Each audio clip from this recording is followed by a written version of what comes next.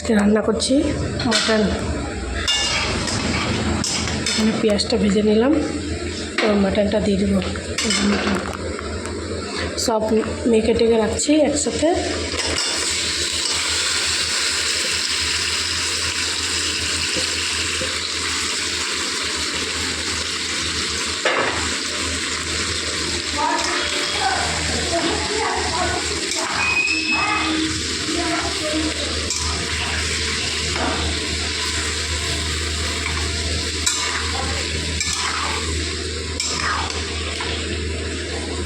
এর মধ্যে সব কিছু একসাথে মেখে আজকে বসাইছি।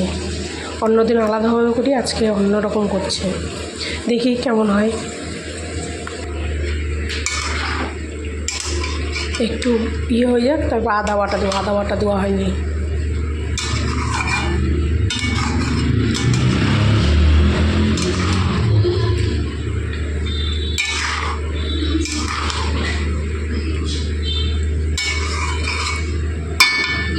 কারা কারা খাবে চলে আসো আমাদের বাড়িতে। মাটন কষা। এবার আদা বাটা দেবো। এই যে আদা বাটা দিলাম।